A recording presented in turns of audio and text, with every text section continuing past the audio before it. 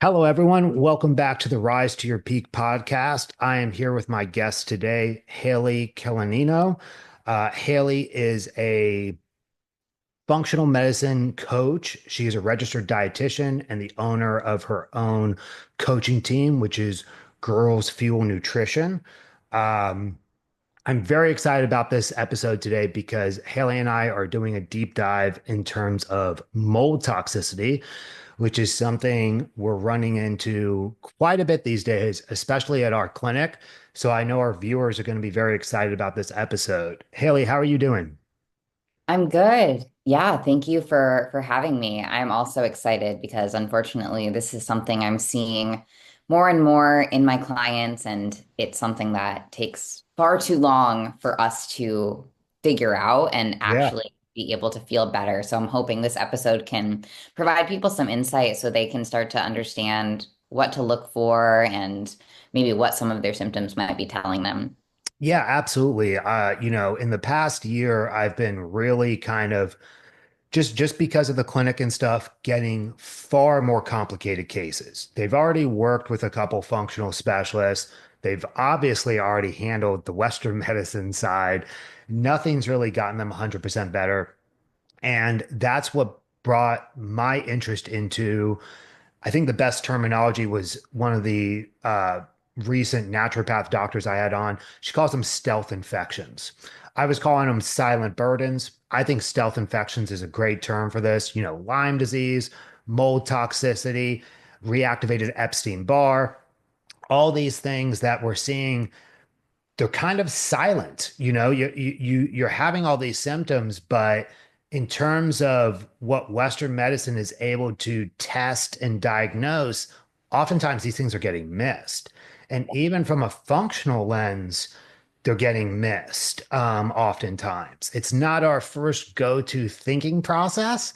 And so hopefully this conversation today can kind of open up the doors to, or open up the minds to both people who may be experiencing those symptoms and looking for help, but also practitioners and coaches who might gain a little bit of education and skill set from this episode. So yeah, super excited to dive into this. Let's kind of just roll right into it.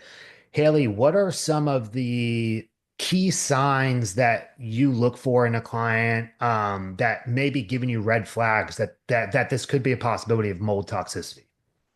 Definitely. I feel like at this point, I can look at somebody's intake questionnaire and be like, okay, we're testing you for mold immediately. Where in the past, I too used to be a practitioner where I would pull out all the other stops first. I'd be like, okay, well, we need a GI map. Maybe it's hormones, maybe it's your Dutch test. But at this point, I'm like, if it quacks like a duck, it's a duck, especially if you know that you've lived in, worked in, or been exposed to mold. So, first, I kind of want to start by defining what mold is and when we need to be concerned about it versus when we don't. Because the first thing that you're going to hear when you go to a doctor or even talk to friends about thinking you're exposed to mold is Mold everywhere. is It's not everywhere. toxic. It's all in the environment, especially like I'm in Florida.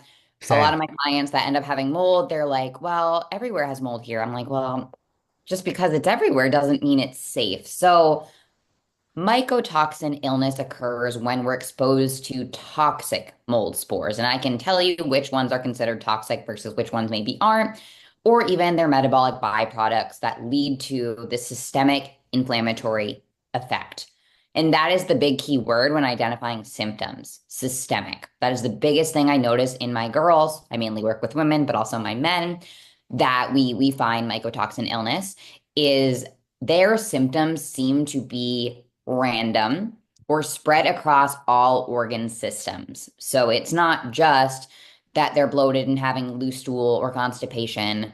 It's also that they're having neurological symptoms. They have brain fog. They have trouble remembering things. I've had whole families where everybody had an ADHD diagnosis. And as somebody that also has an ADHD diagnosis, that doesn't mean you have mold if you have ADHD, but if you feel like your ADHD or even anxiety or depression is just off the charts in a set period of time, That very well could be related. Respiratory symptoms, asthma, coughing, sinus is another big one that we look for. Allergies, postnasal drip, frequent throat clearing, and then, of course, immune dysfunction. So, are you getting sick often? A couple of my clients that do have mold, well, one has Lyme, another one of these big rock root causes.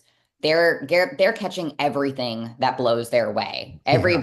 virus, and realistically our immune systems should be able to fight these things, these viruses that are all going around right now on their own. But if you have something like mold or Lyme disease that is basically like an elephant just sitting on your immune system, making it really, really hard to get ahead, you are Bingo. going to be more likely to get sick, but you don't have Absolutely. to. Like I have mold.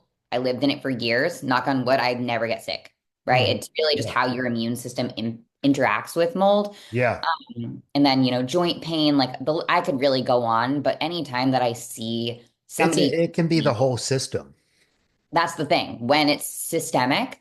And then I also take a really, really thorough history. Most of my clients can pinpoint when they started getting sick. And I don't mean like you started getting colds, but when did you start not feeling like yourself? Because odds are Totally. we can pinpoint the history and talk about what happened, even if it takes us an hour and a half. If we Exactly. can talk about every little thing that happened to a degree, we can usually uncover what we need to know and identify if mold is a possibility for you. Exactly.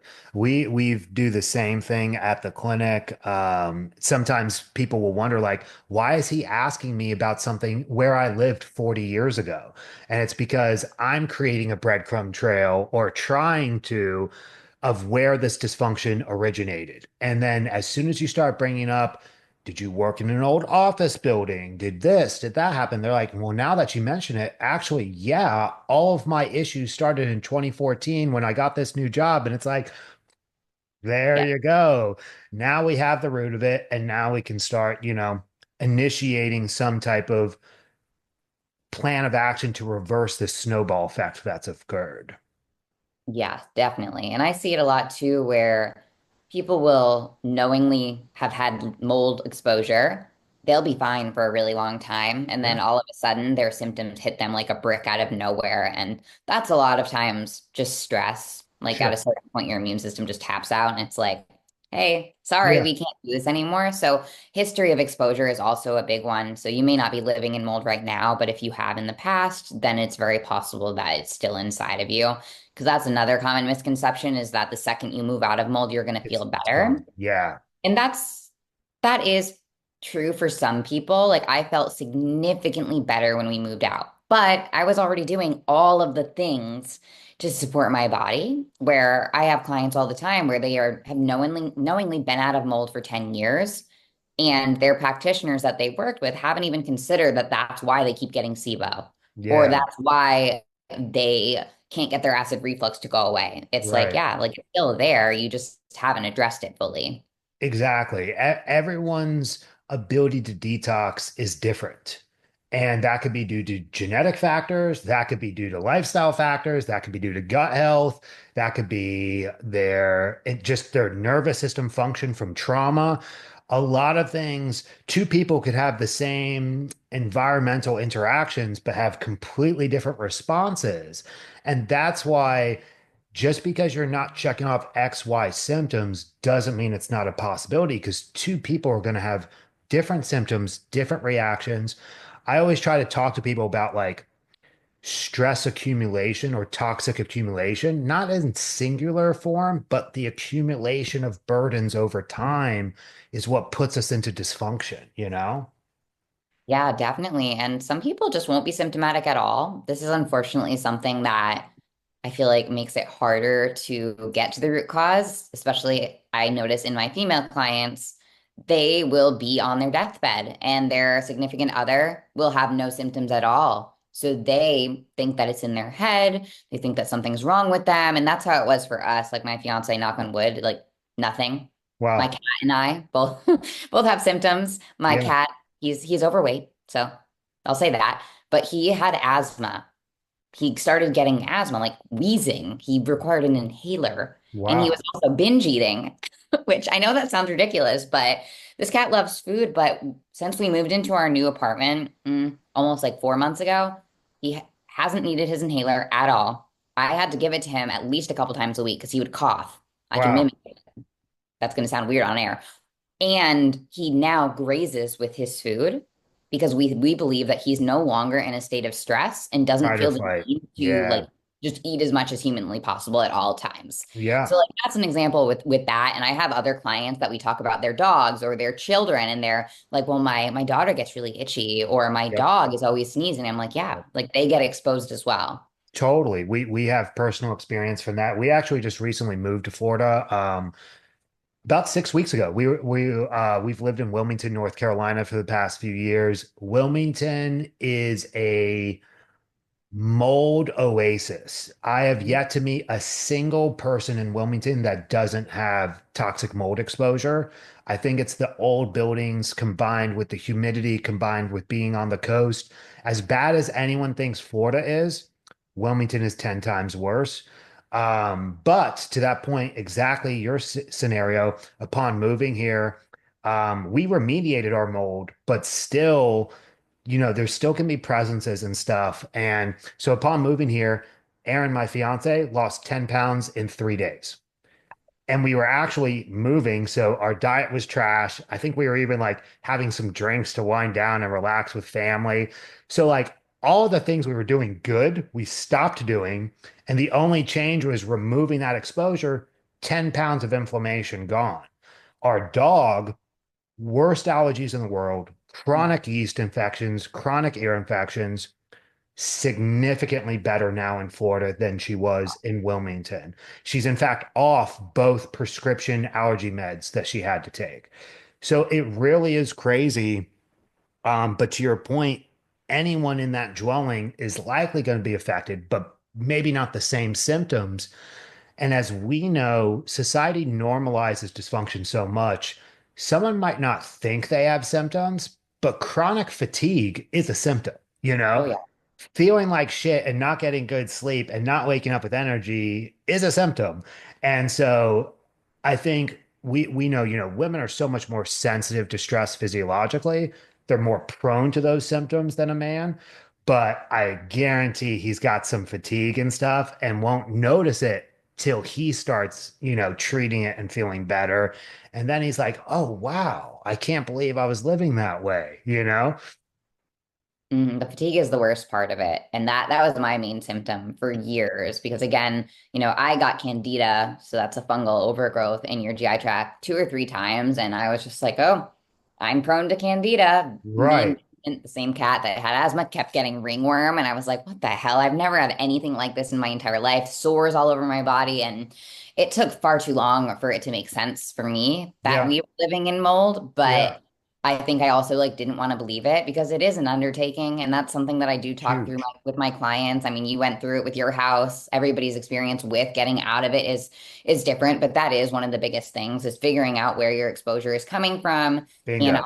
doing some sort of remediation, moving, or if you can't get out of it, getting like a HEPA air filter, dehumidifiers, and ensuring there's proper ventilation in the house can make a really big difference. Totally. Yeah, totally. Um,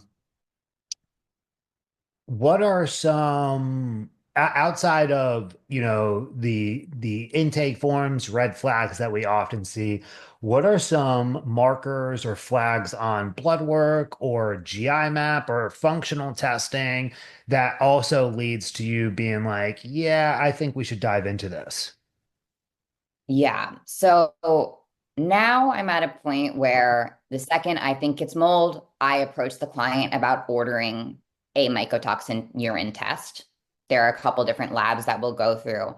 However, there are some clients that maybe can't afford to do that right away, or we aren't entirely sure, and we will run a GI map first. I actually did a consult last night where after seeing her GI map, I was like, I'm sorry, girl, but we got to test you for mold. Like your GI map does not explain your The problem. symptoms. Yeah, So totally. having a GI map, in my opinion, is still always really, really helpful because that's the one thing I hate about the mold test is it literally only tests you for mold.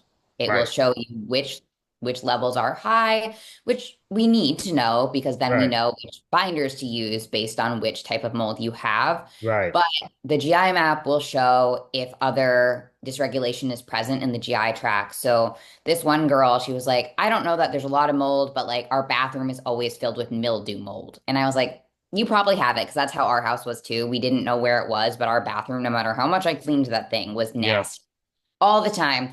And I was like, okay, that's fine. Like your symptoms, they aren't crazy severe. We'll start with the GI map. And the only thing that was off in her GI map, her good bacteria, her good gut bugs were zero, nothing. And she hadn't recently taken a ton of antibiotics. The Yep. main reasons why I'd see really low gut bugs are you have celiac disease and it's not diagnosed, or you've been on antibiotics recently. None of those were true. And then her intestinal health panel was lit up. And that's my favorite Horrible. part of the GI map because it can show us, are you producing enzymes? What is your immune function doing? She was not producing enzymes. Her beta glucuronidase, so her liver marker, was very high, showing that detoxification was not happening. Yep. Calprotectin, our inflammatory marker, was all the way up through the chart, and so is zonulin, which is a marker of leaky gut. And I was like, okay, this shows us what we need to do to support your body right now. Yep. But we need to know for sure if you have mold. So that way she lives with her family. You and your family can take the proper next steps. And she was like totally down for that. So I try to spot it before we get to the point of ordering multiple tests. Yeah. However, that is one big marker. You can run certain blood markers to evaluate the state of the immune system. Mm-hmm. I don't do this super often just because it can be also expensive and Yeah. non-specific. So Yeah. we can run like IgG, IgE. There are certain blood tests you can even ask your doctor for. So if I have a client that's like, I can't pay for testing, I will try to get their doctor to run this, and through insurance, not Yeah. always doable because Yeah. with doctors, they need like a diagnostic reason Right. to order these, but you can test serums for like certain types of mold or fungi. You could test MSH, which is melanocyte stimulating hormone. Low levels have been linked to mold toxicity. Could also mean that there's Lyme. There's something suppressing your immune system, Totally. basically.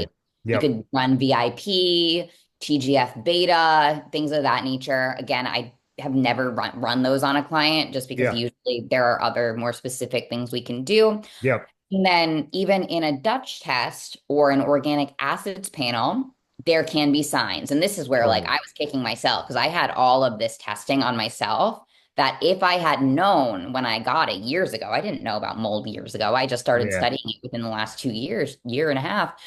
I would have tested it earlier.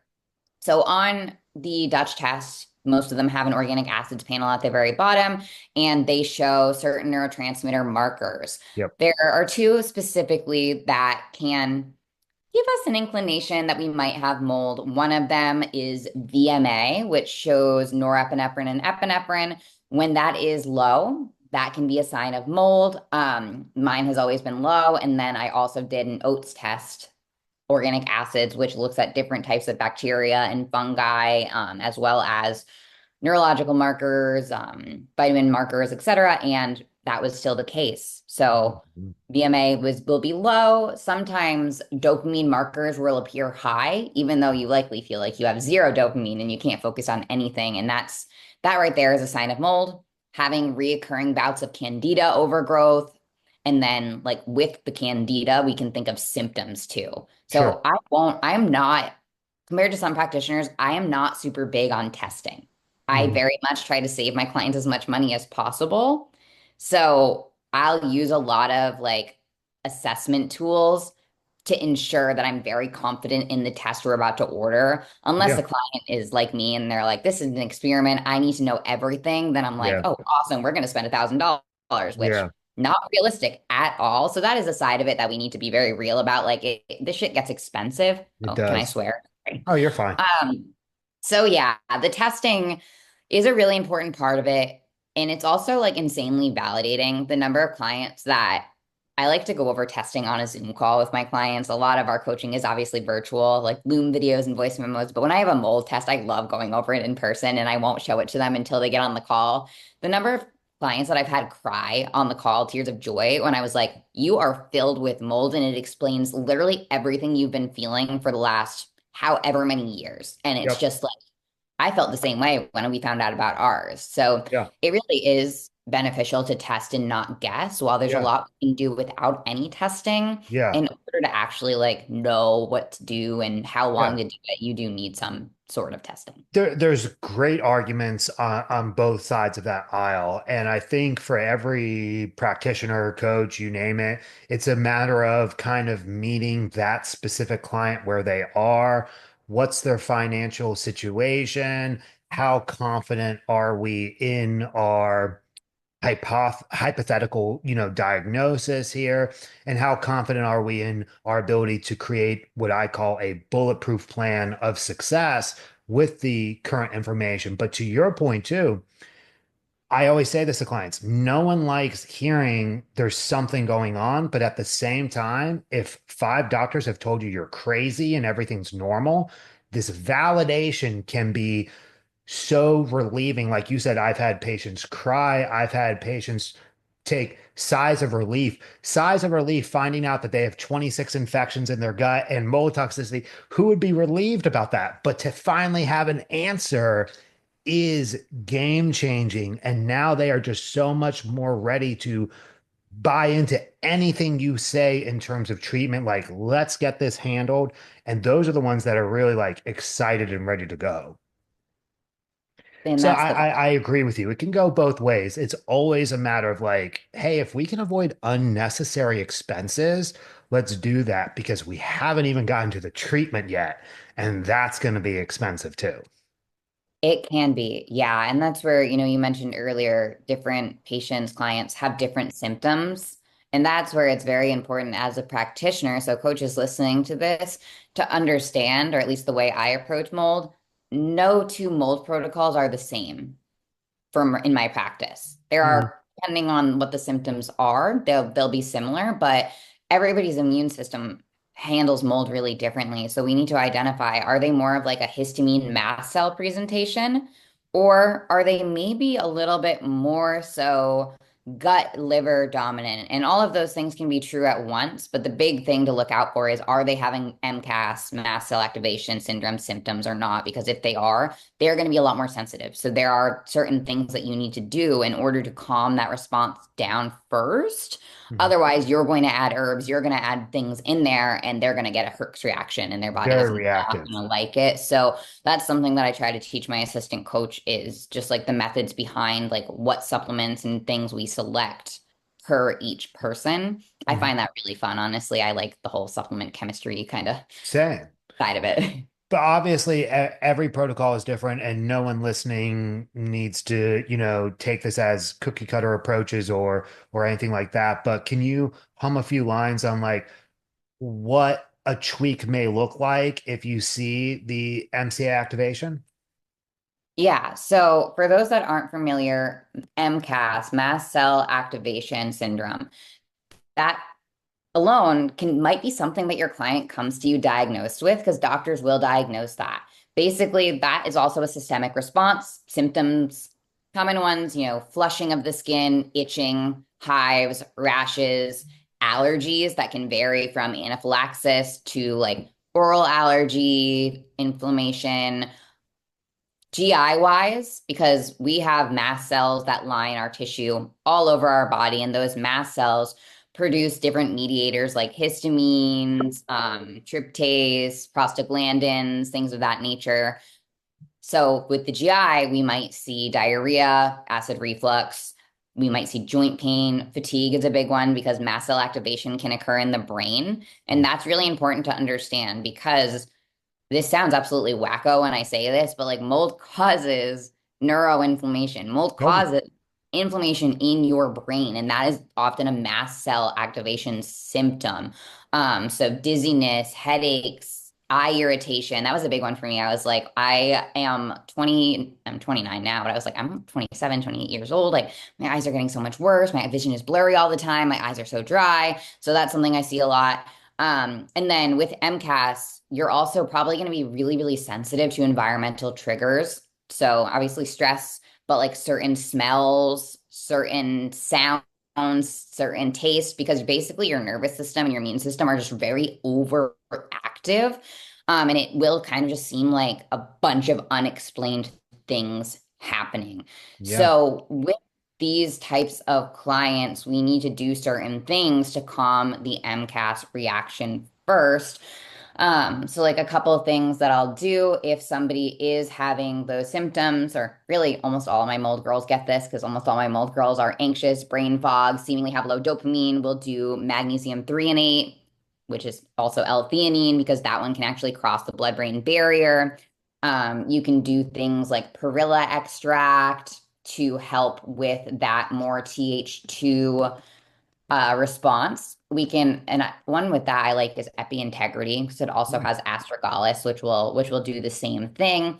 And then with these people, you need to really support their liver. Yeah. All mold cases, anything we deal with gut, we support the liver. Yep. But with MCAS, we might see a lot of slowdown with the liver and with bile, right? Because part of getting rid of mold, and this is true for GI infections as well, is using binders. So we need to Totally. use binders to essentially, and this sounds scary too, bind up all of the biotoxins that are kind of just like floating around in your system. So that way they are not reabsorbed with Yeah. bile through the liver and the gallbladder.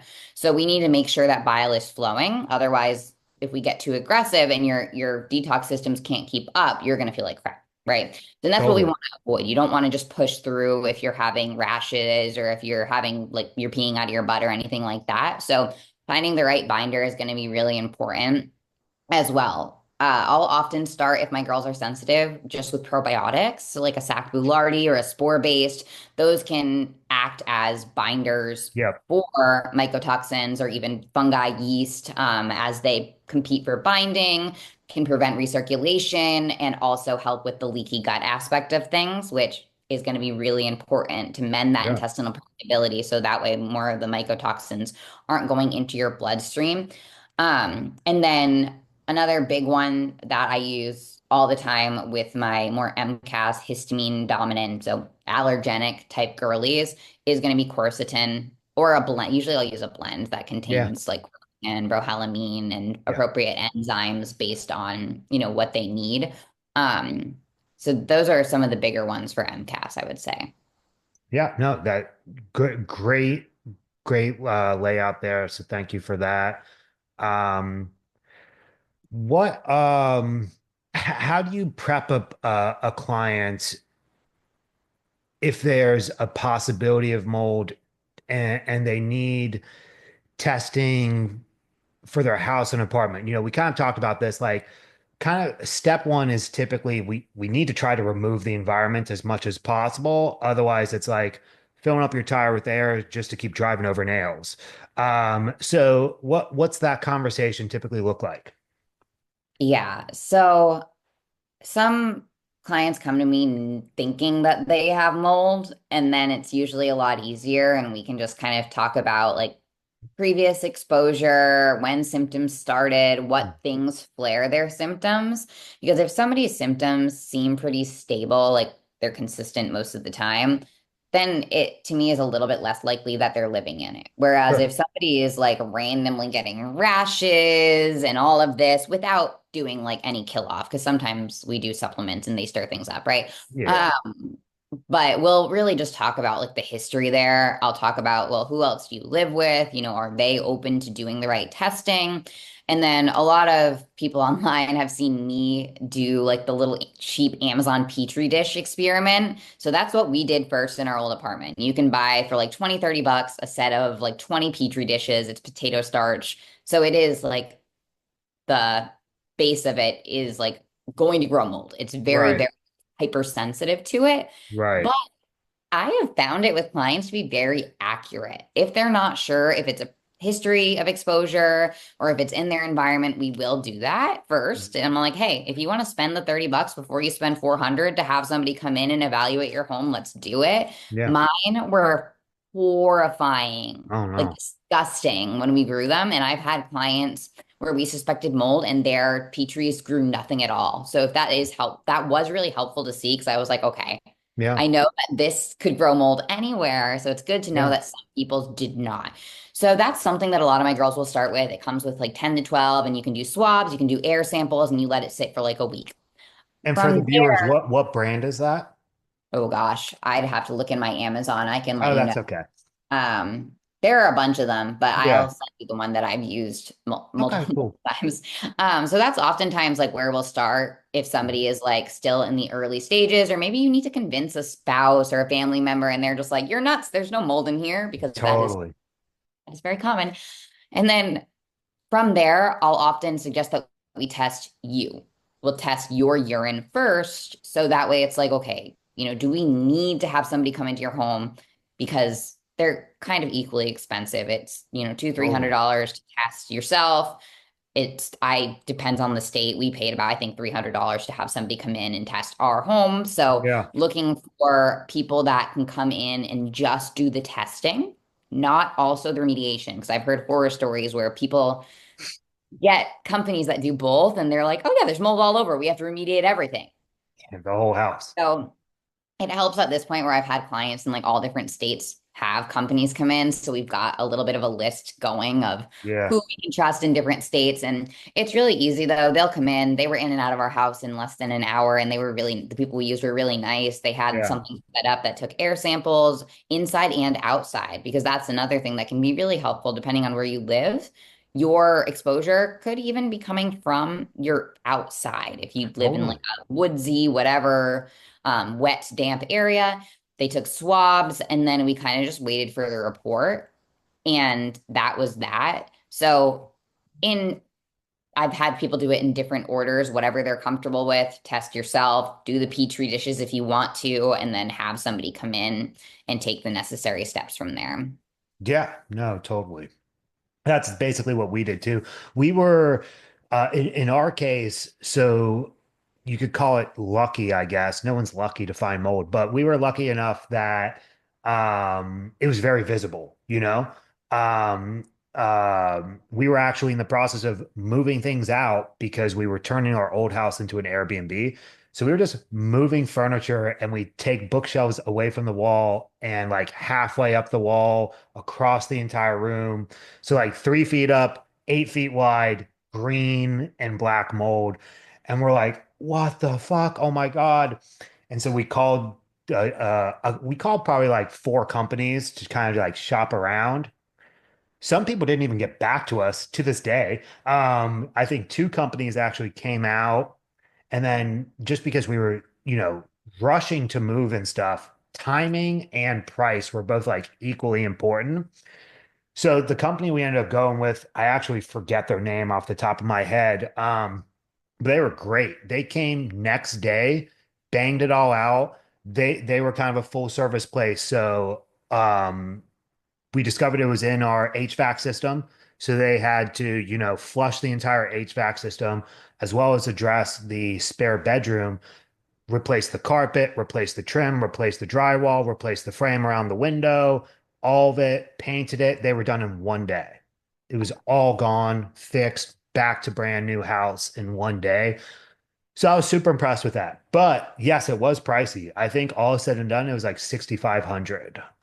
So yeah, it's not cheap, you know? Um, but with that being said, I really liked the information you gave in terms of, differentiations of what to leverage in a treatment. In terms of the actual eradication and removal process, do you guys typically go 100% holistic? Do you ever leverage any peptides or antifungals or antibiotics from a medication standpoint, not just natural antifungals?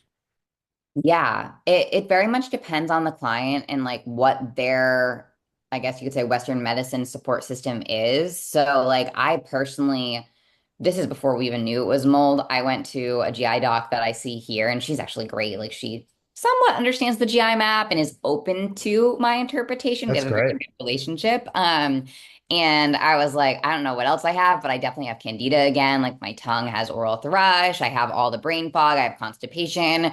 and I got a script for fluconazole, which is well, it's a prescription antifungal. Yep. I haven't had a ton of clients go that route because I think it just depends on their symptoms. Yeah. Like if it's more of a GI, then they could. Yep. However, that to my understanding, fluconazole is more specific to the GI tract. So Yeah. typically we have people go 100% natural. Yep. I personally experiment with peptides a little bit. Like I take low dose naltrexone. Yep. That's one of those where I was like, I don't know if this is helping. So I let myself run out and it was definitely helping It's because my definitely helping. dopamine came Yeah. back. So like I'll use that with myself and with some clients, but as I'm sure you know, a lot of that stuff can also be pricey. So it's kind of just like a picky choosy your battles kind Yeah. of thing. And the majority of my clients, I would say, do go with like a close to 100% functional protocol.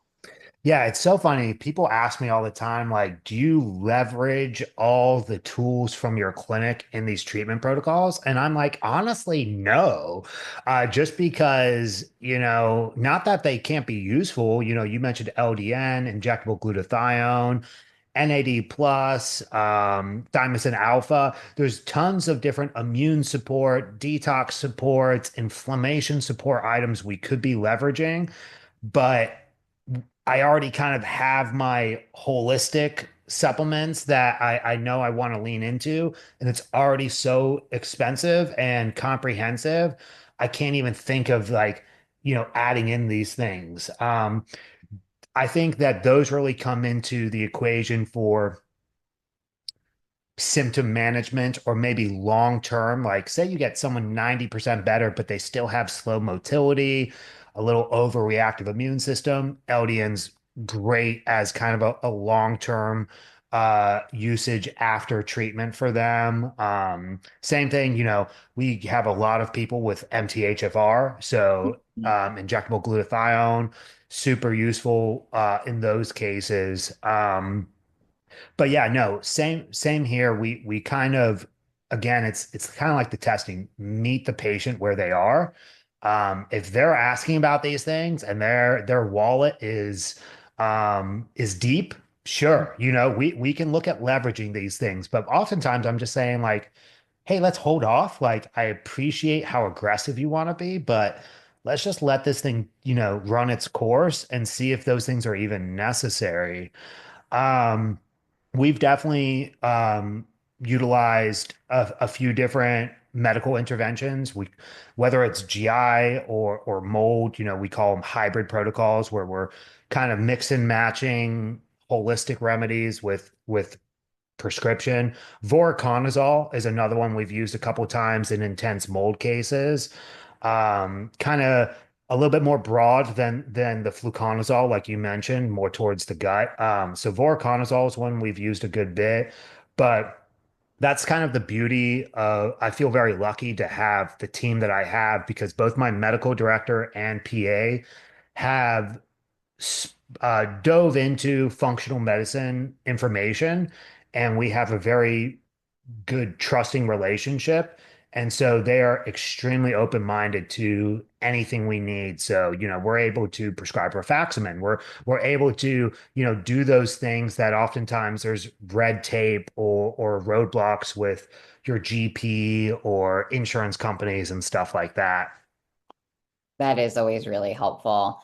I am curious what your thoughts are on the use of microdosing GLP-1 medications, either during or after mold. I have a couple clients that just went on their own and started doing it, and I don't know how I feel about it yet. So I am in an interesting place because, like most of the functional community, we've kind of had this bias against the the over prescriptions of GLP-1s. And I think that needs to be the focal point, is that there's typically some person who can actually benefit and utilize these drugs or peptides properly, but it's the abuse and overprescribing that we all have a problem with more than the drug itself.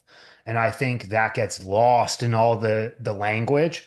But initially I was so heavily passionate about gut health and stuff and seeing the negative ramifications of GLP-1s, I was just like, no, no, no.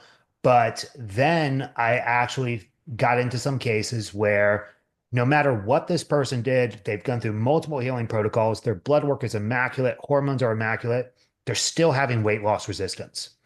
So I said, okay, well, I know your gut is working well because I fixed you.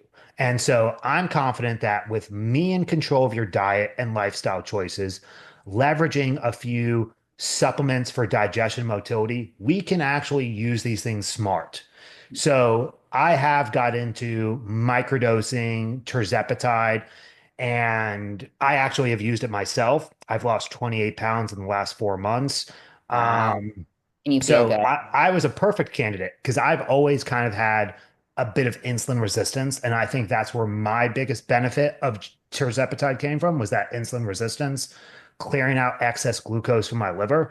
But what's interesting is um, you would kind of think the opposite. I noticed a significant reduction in stomach bloat and upper GI inflammation. So you would think with the slowing of gastric emptying and stuff, it would be the opposite. My stomach never has felt better. I have such a tiny waist. I have no upper GI residual bloat at all. It's been a game changer for me, and I still have very good digestion, but I am checking off all the lifestyle boxes, and I've worked on my detoxification. I've done, 8 gut protocols in my life. So I've done all the work, kind of like you've said. My body's in a place where I can leverage a low dose responsibly. And the emphasis is low dose. One thing that I've done, and I don't know if you've done any of this too, but typically GLP-1s are one shot a week, and every Yeah. couple of weeks you increase that dose. Well, I noticed right away, like, okay, but if we microdose smaller shots throughout the week, they may not see the same rise in nausea, reduction in appetite. They may not see those same gastric symptoms. So that's something Mm. I've been doing. Instead of leveraging one big dose on every Monday, I'll do 2 or 3 smaller doses throughout the week. And I also don't titrate up nearly as much as we see in Western medicine. We're just kind of using it to move the needle in the background and assist in some of those internal functions. And I think it's great. So I don't think it's for everyone. Um, I don't really lean into semaglutide as much because it tends to have more symptoms. I think tirzepatide and retatrutide are the better application options for what we're trying to accomplish. So yeah, I think they can be used responsibly. I always hold caution for people who already have super slow digestion and slow motility. It's not going to help, my friend. Let's get those things working properly and then see if we can lean into those peptides. That's all my opinion. I'd love to hear yours. I hold a similar opinion for sure. I have some clients that are on it either on their own accord with their doctor, or I've urged them to work with their doctor to get them because you can work your insurance to a degree even if Yeah. you're not technically like overweight. If your BMI is Yeah. overweight, because BMI is an interesting measure. You Yeah. can get it through insurance a little bit easier. And Yeah. I do the same where clients, if they'll listen to me, I'm like, you really don't need to go that high with your dosing because then your appetite's not going to be good and you're going to eat too little and you're going to feel like shit. And then you're not going to Exactly. and all of these things. So, but I have Yeah. never had anybody do the micro doses throughout the week. Hmm. I'm definitely not as comfortable making those types of recommendations as like someone like you are who has a clinic, but I Yeah. see the benefit in it. And I've thought about it for myself as I have insulin issues as well. Yeah. And the thing is too about that, if they are paying out of pocket, not getting it covered by insurance, very pricey peptides. Yeah. So with the microdosing, we can then shift what would have been a 4 week supply to now a 6 to 7 week supply. Um, 350 to $400 for 7 weeks doesn't quite sound as bad.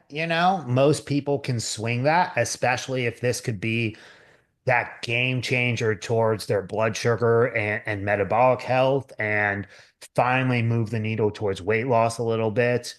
And I don't really think there's in the people we treat, generally there's not that many people who need this for the rest of their lives. You know, this is a tool we're leveraging towards specific purpose or goals. We're oftentimes, removing insulin resistance and even type 2 diabetes just by fixing stress and inflammation and lifestyle choices, as you know. So I think it all goes back to abuse and overprescribing, but not so much demonizing the peptide itself because we can leverage these things responsibly and help people with them. Definitely. No, I appreciate that little side tangent. Um, so we've been finding more and more cases of, the mold toxicity and stuff at the clinic. And environment plays a huge role in that. But I'd love to chat with you about what your thinking is in terms of just we kind of talked about this already. Each individual person's immune system capability, detox capabilities, all that plays into how you're going to respond to these burdens. Two, like we said, people could be in the same house, but if one person has MTHFR, they're going to be way more affected by that mold toxicity or those GI imbalances and stuff. And we also talked about the mental health component, how much the nervous system can impact how we respond to toxins and stuff. So, um, when you're working with clients, um, do you dive into other aspects that could be hindering their body's detoxification capabilities and immune system capabilities? Oh, always. That is the first thing that we do. Maybe even before we evaluate testing, I like to call our first phase, and I say phase instead of month because for some people it is longer than a month, Yeah, nourishing support. And that doesn't just mean supplements. Yes, we may be filling gaps in the diet with the appropriate vitamins and minerals and precursors to help those detox systems, to help the immune system. But if you're not mastering the basics first, if you're not eating enough nutrient dense whole food, if you're not sleeping, and obviously mold can impact your sleep. oh, Insomnia and very vivid dreams are big mold symptoms. totally. Well, I had one client, she was like, I'm having night terrors. And then she also has eczema. And she was like, there's no mold in my room. And I'm sure I'm like, humor me, let's test. And there was a lot. But I digress. So, like, if you're sleeping, you're hydrating, and you're doing the things to manage your stress, then we can move forward. But we Yeah, get some of these individuals, and understandably, life is stressful, especially when you're dealing with chronic health conditions where they're just so reactive mentally that I can't even imagine telling them that they have mold because it's going to send them off the deep end. So that's really that's where a in good our point. our first phase of coaching, we're really working on some of those mental skills. I like to call them, your mindset toolbox, so to speak, to make sure, hey, are we able to slow down? Are we able to pause? Are we able to use what our body's telling us, but also not let it derail us every time we have one day where we don't poop, right? We Yeah, need to be able to get more in tune with our body before we can add all of these things that are going to shake everything up. So I'll usually start my girls with some base level support supplements because based on their intake, I'll be able to tell what they need, whether yeah, maybe they have leaky gut or low stomach acid that needs support. But outside of that, we're really mastering the basics if they haven't already come to us with them mastered. yeah, So that way they actually have like the mental and physical capability to take the proper next steps. Because the last yeah, thing you want as a coach is for your client to come to you super overstimulated and overwhelmed, and then you throw $1,000 protocol at them and they ghost you because they're like, wow, that I can't do that. I can't even fathom taking supplements more than once a day. So right. you need to make sure like you can feed yourself, you can get to sleep on time. And a lot of coaching, like it's this it's not just about nutrition and exercise, it's Right. so much about like, well, what are your routines, like what is your brain telling you when XYZ happens, like let's Yeah, dig deeper into some of that first, because if your nervous system is overactive, if you're just so stressed out for XYZ reason, you're not going to heal no matter how many supplements we throw at you. Totally. Yeah. Guys, to just reemphasize what she's saying here, the foundation is needed before you build the rest of the house. And if you don't have that proper foundation in place, one, your treatment could be a lot more uncomfortable, but also possibly unsuccessful. So for a lot of reasons, building that structure and going after the low-hanging fruit first is very important. Not to mention, most of the time, those are free. Those are free or very inexpensive changes we can make to avoid possibly unnecessary testing, unnecessary supplements. So whether or not you're going to do the testing and dive into a protocol, the foundation is key. And I can tell you through my experience, there have been plenty of people who tried to rush me through a protocol, and I tried to meet them where they were in the past. And I got them some better. I got some of their symptoms gone. Maybe we could say they got 70% better, but that still leaves 30%, which means that they're most likely going to regress sooner or later again. And one of my biggest things is this this is this is an expensive process. Time, money, and energy. So let's not do it more than once. Let's make that bulletproof plan. And so you can move on with your life, show up for your family, show up for your significant other, and not have to worry about this anymore.